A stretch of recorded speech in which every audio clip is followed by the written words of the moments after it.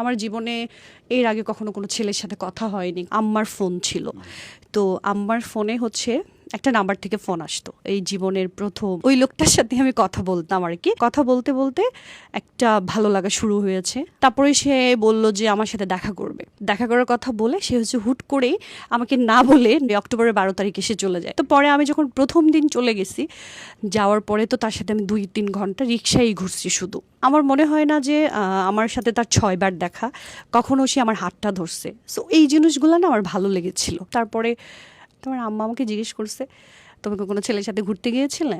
আমি বলছি, আম্মা হ্যাঁ, একটা ছেলের সাথে আমি কথা বলি, ভালো, আমার ভালো লাগছে, দেখতে পারো তুমি। আমার আম্মা তো ওই দিন আমাকে সেই রকম মাইট দিছে, বলে যে চিনা নাই জানা নাই এত বড় একটা ছেলের সাথে তুমি কথা বলো, চিটো তো করতে পারে তোমার সাথে, এত বাটপাড়াও হইতে পারে, যেটা মা বাবারা বলে। আবার আব্বারা বলছে যে তোমার মেয়ে তো ওরকম ঘুরে একটা ছেলের সাথে। তো পরে আব্বা চলে আসার পরে তো বাসায় প্রচুর মানে তুমুল ঝগড়া আমাকে নিয়ে। আম্মাকে শাসাইতেছে, আমাকে মানে খুব টর্চার করতেছে, কেন এটা সেটা, মানে তারা মনে করছে সেই রকম রিলেশন, আসলে কিন্তু না। পরে আমাকে ঢাকায় নিয়ে এসছে, আমার চাচার বাসা নারিন্দা, তো ওখানে আমাকে আটকাই দিছে। 2.5 মাস আমার সাথে কোনো ধরনের কারো যোগাযোগ নেই। এর মধ্যে আমার চাচার বাসায় থেকে আমাকে পাত্র দেখানো শুরু করে দিল। এখন আমার কথা হচ্ছে, তোমরা যেহেতু আমাকে বিয়ে দিয়ে দিবা, তাহলে ওই ছেলের সাথে কেন না, তোমরা ওই ছেলেকে কেন দেখতেছো না? আমার আব্বার কথা হচ্ছে যে আমার দেখার প্রয়োজন নাই, আমার পছন্দের ছেলে ঠিক করে আছে, ওর সাথে তোমার বিয়ে হবে। এক পর্যায়ে তার নাম্বারে আমি আমার আব্বার নাম্বার থেকে একটা মেসেজ করছিলাম যে আমাকে মান্ডা নিয়ে আসছে, শুধু ওইটুকুই বলছিলাম। বিশ্বাস করেন স্যার, আদৌ এই প্রশ্নের উত্তর আমি মিলাইতে পারি না। আমি তাকে সকালে বলছি 2টার সময়, সে আমার বাসার সামনে। ওই সময় অ্যান্ড্রয়েড ফোনও ছিল না, একটা বাটন ফোন ছিল। সে যে ট্র্যাকিং করবে এখনের যে আধুনিকতা, সেটাও তো ছিল না। সে একদম আমার বাসার সামনে। তারপর আমি তাড়াহুড়া করে আব্বার মোবাইল থেকে আবার ফোন দিছি। তা বলছে, তুমি কি জানো আমার বাসা এখানে? বলে কি না, তোমার বাসা এখানে আমি কীভাবে জানবো? মান্ডা বলছে, আমি মান্ডা এসে এখানেই দাঁড়াইছি। তাহলে আমি জানালা খুলছি, দেখে যে সত্যিই আমার বাসা। তাহলে ওইটা আমার ভাই দেখে ফেলছে, যে আমি তাকে মেসেজ দিছি যে তুমি এখান থেকে চলে যাও। তাহলে সে আমাকে দেখে চলে গেছে। ওই মুহূর্তেই আমার আব্বা আম্মা, মানে আমার ভাই আমার আব্বা আম্মাকে ডাকছে। ওই দিন আমাকে মারছিল প্রচুর। তখন আমার আব্বা আম্মা বুঝছে যে আমি সিরিয়াস হয়ে গেছি বেশি। ভাই কান্না করে করে বলতেছিল যে তোরে আমরা কোন ভালোবাসার অভাব দিছি, যে তুই একটা না জানা মানে একটা মানুষ, চিনোস না জানোস না, এত ভালোবেসে ফেলছস। আমার আব্বা আমাকে 3 দিন ঘরের ভিতরে বন্দি করে রাখছে। আমার দাদু আমাকে শুধু পানি দিত, লুকায়া খাবার দিত। ওই ছেলের নাম যেন আমি ভুলে যাই, আমি কোনোভাবেই করি নাই। আমাকে অনেক দিন অনেক বিশ্রী বিশ্রী কথা বলা হয়েছে, আমি তারপরেও তাকে ভুলি নাই। সে জানে আমি প্রচুর মার খাইছি, তার জন্য আমি এত মার খাইছি জীবনে। আমার ভাইয়ের হাতে, আম্মার হাতে। আমার আব্বা কখনোই আমাকে মারে নাই, আমাকে প্রচুর মারতো, আমার চুল টেনে টেনে মারতো। ওই সময়ের দিনগুলো ছিল স্যার বলার মতো না। আমি মায়ের খেতে খেতে এমন হয়ে গেছিলাম, তখন মনে হইতো যে আমার ফ্যামিলি তো ডেফিনেটলি ভুল করছে, তাদের তো জানা উচিত ছিল যে আমার আসলে ছেলেটার সাথে কি সম্পর্ক। সেটা না করে আমাকে আসলে এত বেশি মারছে। তখন আমার কাছে মনে হইতো যে ওই লোকটাই আমার আপন, ওই লোকটাই আমার সবচেয়ে কাছের কেউ। তখন আমি তাকে জানানোর প্রয়োজন মনে করছি। আমি বলছি যে তুমি আসো, এসে আমাকে নিয়ে যাও। পরে যখন সে আসলো, সে অবশ্য অনেক কনভিন্স করার ট্রাই করছে, আমার ফ্যামিলিকে পারে নাই। আমার আব্বা ওদের বাড়িতে গিয়েছিল, যখন দেখে আসছে আমার আব্বা বলছে, তোমাকে আমি 2টা কথা বলবো, যদি বুঝো ভালো, না বুঝলে তোমার ব্যাপার। যে তুমি ছোটবেলা থেকে যে জায়গায় টয়লেট করে বড় হইছো, সেই জায়গাটাই ওদের নাই। আমি ভাবছি আমার আব্বা মনে হয় আসলে বেশি বেশি বলতেছে আমাকে সরে যাওয়ার জন্য। সেকেন্ড বলছিল যে তুমি যাদের কাছে যাবা, একটা মানুষ কেন্দ্রিক কিন্তু তোমার জীবন না, তোমার সবার সাথে থাকতে হবে। তা আমার আব্বা বলছে, তুমি যত পরিষ্কার, এত সুন্দর, তুমি ওখানে গেলে একটা কুৎসিত মানুষের মাধ্যমে যাবা, আর যেখানে যাবা, যেখানে তোমাকে নিবে, সেটাও কুৎসিত। এবার তোমার জীবন তুমি কিভাবে চালাবা, এটা তোমার ব্যাপার, এরপর আর আমার কিছু বলবা না। আমি ভাবছি আমার আব্বা আমার ব্রেন ওয়াশ করছে। এর আগে যেমন আমার ভাই যখন দেখছিল, তখনও সেম কথাই বলছিল, তুমি যে জায়গাটায় যাবা, ওই জায়গাটা আসলে তোমার জন্য ঠিক না, ভালো না, এই ছেলেটাকে আমার পছন্দ হয় নাই, এই ছেলে তোমাকে কখনোই ভালো রাখবে না। আমার আব্বা আমাকে ঘরের ভিতরে আটকাই দিছিল। আটকাই দেওয়ার পর আমাকে বলছে যে হয় তুমি আমাকে চাও, আর না হয় ওই ছেলেকে চাও, কোনটা চাও? ওই দিন আমার আব্বা আমার সাথে এত খারাপ আচরণ করছে, তখন আমার মনে হইতেছিল যে আমি আসলে আর বাঁচবো না, মরে যাব। আর এমন অবস্থা হয়েছিল স্যার, মানে আমার ব্রেন কাজ করতো না। প্রথমত আমার ফ্যামিলিকে আমি বুঝাইতে পারি নাই, দ্বিতীয়ত হচ্ছে যে মানুষটার জন্য আমি অপেক্ষা করতেছি, সে মানুষটার সাথে আমার কন্টিনিউ কোনো যোগাযোগ হচ্ছে না। পরে সেই দুলাভাইকে নিয়ে আসছে, আসার পরে আমাকে দেখছে, দেখার পরে আব্বা বলছিল বিয়ে করলে এখন বিয়ে করে নিয়ে যাবা, আর নাহলে পরবর্তী তার কখনোই যোগাযোগ করতে পারবে না। এবার আব্বা মনে করছিল যে এই ছেলে আসলে ফ্লড, এই ছেলে আসলে বিয়ে করবে না। তারপর আমার আব্বা যখন বলছে যে বিয়ে করতে হবে, তখন ও রাজি হয়ে গেছে। কি বুঝে রাজি হয়েছে ওই জানে। আব্বা বলছে 20 লাখ টাকা কাবিন, বলে যে 20 লাখ না 50 লাখ টাকা কাবিন দিয়ে আমি বিয়ে করবো ওনার মেয়েকে, ওর দুলাভাইকে বলছে বলেন। তারপরে যাই হোক বাদ বিতন্দ করতে করতে লাস্টে 5 লাখ টাকা কাবিন হলো। বিয়ের আধা ঘন্টা আগে এসে বলতেছে যে আমি তোমাকে বিয়ে করবো, তোমার কোনো আপত্তি আছে? আমি বলছি না, আমার কোনো আপত্তি নেই। আমার তখন মনে হচ্ছিল এই মানুষটার সাথে থাকলে আমি ভালো থাকবো, আর এত বেশি ভরসা করেছি, এত আশা করেছি। আমার আব্বা আমার যেদিন বিয়ে হইলো একদম আধা ঘন্টার মধ্যে সবকিছু শেষ, হাফ এন আওয়ারের মধ্যে বিয়ে শাদী সব শেষ। কবুল বললো, আমার আব্বা খাইতেও দেয় না, বলে যে যাও। যেদিন আমি বাসা থেকে বের হই, বাসা থেকে বের হওয়ার সময় আমার আব্বা বলছে যে কেউ গেটের সামনে যাবা না, আমাকে বের করে দিল। আমার দাদু গেট পর্যন্ত গেছে, আমার আব্বা চিল্লাইতেছে তোমার না করছি গেট পর্যন্ত যাইতে। তো আমার আব্বারা বলতেছে তুই এমনি করতেছিস কেন, আমার নাতিটা চলে যেতেছে একটু যাই। পরে বলতেছে ও তো নিজের পায়ে নিজেই কুড়াল দিছে, যাইতে দাও। থাপাস করে দরজাটা লাগাই দিল, একটা সাউন্ড হইলো।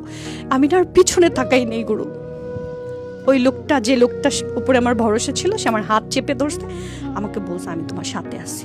পিছনে আর আমি তাকাই নেই। আমি ওই অবস্থায় গাড়িতে উঠে গেছি। খারাপ তো লেগেছে, আমার চোখ দিয়ে পানি পড়তেছিল। মানে আমার আমার মানে আমার আমার মানে ভিতর থেকে যে একটা কষ্ট, ওইটা শুধু ওইটুকুই ছিল। আমার ফ্যামিলি আমাকে এরকম করে বিদায় করে দিল। মানে মানুষের তো বিদায়ের একটা পর্ব থাকে। আমার দাদুকে আমার কাছে আসতে দেয় নাই। তারপরে ও তখন বুঝছে, ও তো আমার চাইতে অনেক ম্যাচুয়ার্ড, ও বুঝছে, বলে যে আমি আছি তোমার সাথে, ভয় পাইও না। এ কথা বলছে। আমি তো গাড়িতে উঠে গেছি, তাকাইও নাই আমি ওই দিকে, বাড়ির দিকে একবার তাকাইও নাই। তারপরে আমাকে যখন নিয়ে গেছে, নিয়ে যাওয়ার পরে আমার শাশুড়ি যে, উনি আমার দিকে সুদৃষ্টিতে তাকায়ও দেখে নাই। তো একটা টিনের ঘরে আমাকে থাকতে দিস। ওই সময় আমি ওই যে নতুন চুলা দেখা, রান্না করা, রুটি বেলা, ওই সময় আমাকে বলা হইতো যে বাপের বাড়ি থেকে কোনো কিছু শিখে আসো না। প্রথম দিকে পারতাম না দিদা, উনি আমাকে অনেক খারাপ খারাপ কথা শোনাইতো, আমাকে প্রচুর টর্চার করতো। ইভেন কি এত মানে নোংরা নোংরা ইঙ্গিত দিয়ে কথা বলতো, বিয়ে বসে গেছে, জামাইয়ের সাথে শুইতে পারে, থাকতে পারো, কাজ করতে পারো না কেন। যখন আমাকে খারাপ কথা শোনাইতো, তখন একটা খাটের কোণাতে বসে আমার রুমে আমি কান্না করতাম। তখন ওই মানুষটা আমাকে বলতো কি হয়েছে, তখন আমি বলতাম জানো তোমার মা আমাকে এত নোংরাভাবে কথা বলছে, আমাকে এত বাজে বাজে কথা শোনাই, আমি না এগুলো নিতে পারি না। তখন বলতো যে ঠিক হয়ে যাবে, আমি তো আসলে বিয়ে করছি এইভাবে।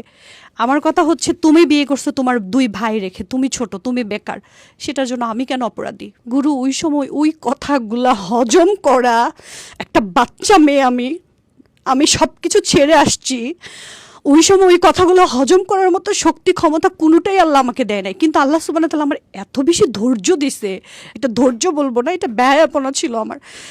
তারপর না বলে সে লন্ডনের জন্য অ্যাপ্লাই করলো, হুট করে লন্ডন হয়েও গেছে তার 1 সপ্তাহের মধ্যে, 2 সপ্তাহের মধ্যে তার চলে যেতে হবে, জানুয়ারির 22 তারিখে তার চলে যেতে হবে। তখন আমি বললাম তুমি আমার সাথে এত বড় চিট করলা, তুমি আমাকে না বলে চেষ্টা করলা।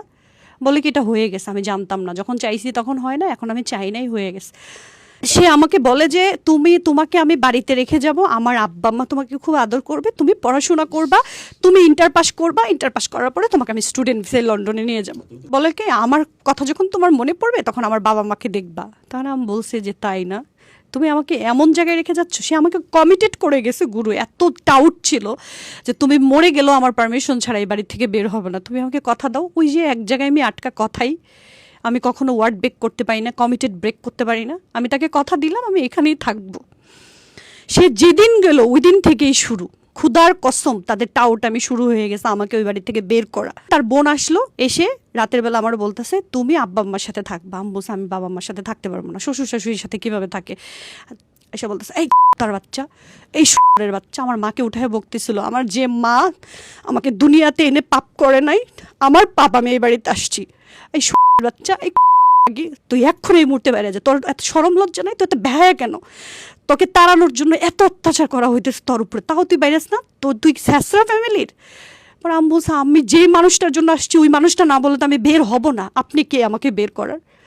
গুরু আমার চুল তো অনেক বড় ছিল, চুলের মুঠি ধরে আমার হাত এভাবে টেনে ধরে আমাকে টিনের ঘর থেকে শেষরাইতে গেটের বাইরে বের করে দিছে। ইভেন কি ওর বোন, ওর মা, ওর বাবা সবাই আমাকে ধাক্কায় বের করে দিছে। তারপরে ওখান থেকে আমি হাঁটতে হাঁটতে হাসপাতালে গিয়ে ওখানে একটা আঙ্কেল ছিল, ওই আঙ্কেল আমাকে মেয়ে বলতো।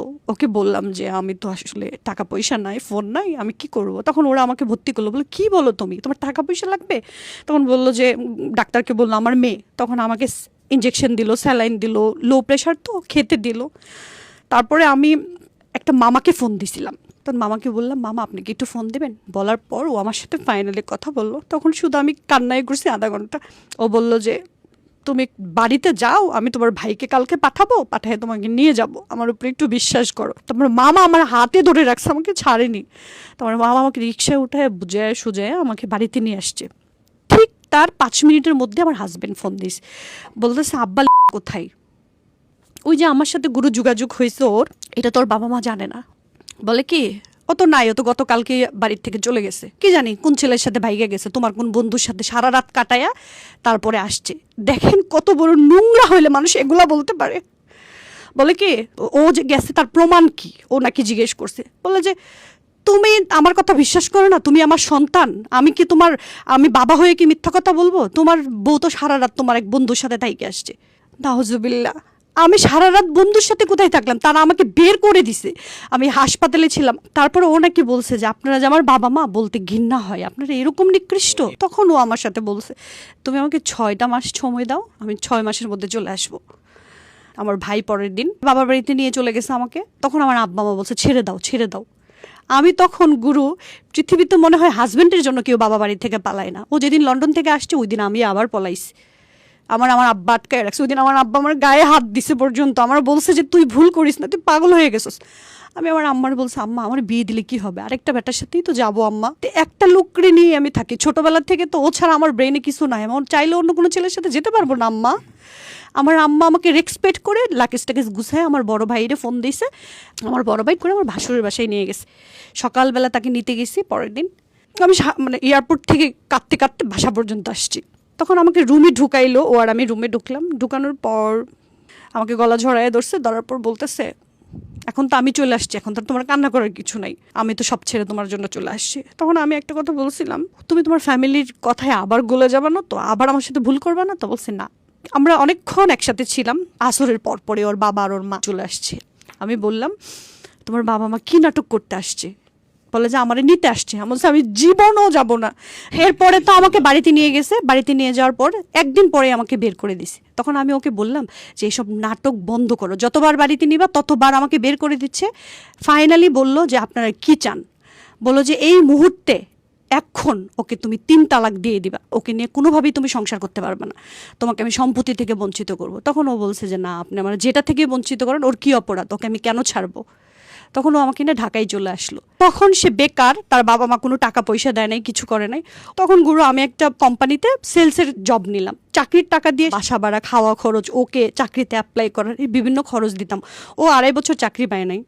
ঢাকায় চলে আসার পর যে মানুষ আমাকে বিশ্বাস করে ঢাকায় চলে আসছে গুরু, সেই মানুষ অকারণে আমার গায়ে হাত তুলতো। ও আমাকে এত টর্চার করতো। ও বাড়িতে চলে যেত না বলে আমাকে, যেদিন বাড়িতে যাইতো 3 দিন পর আসতো, আইসা উইদাউট রিজনে আমাকে মারতো। আমি শুধু এটা জানতে চাইতাম যে তুমি আমার গায়ে হাত তুলো কেন, আমার গায়ে হাত তুলো। আমি আসলে ওই একটা কথাই বারবার বলতাম, আমার কি অপরাধ ছিল, তোমার বাবা মা ভাই বোন কেন আমার সাথে এরকম করছে, তুমি কেন এরকম করছো? আমি জানি না ওটা আমার অপরাধ ছিল কিনা। আমি যতবার বলতাম ততবার আমাকে মারতো। রাইট নাও এখনো চলে সেটা। 15 বছর এক ছাদের নিচে আসছি। আমার একটা মেয়ে আছে 9 বছরের। আমি তাকে ভালোবাসি না, আমি তাকে প্রচণ্ড ঘৃণা করি। এই কারণে ঘৃণা করি, সে ভালো হাজবেন্ড হইতে পারে নাই, সে আমার সেফটি সিকিউরিটি দিতে পারে নাই, ফাইন, কিন্তু তার ভালো বাবা হওয়া দরকার ছিল, সে সেটাও হতে পারে নাই। তো প্রচণ্ড বাবা মা ভক্ত, তার বাবা মার জন্য সে জান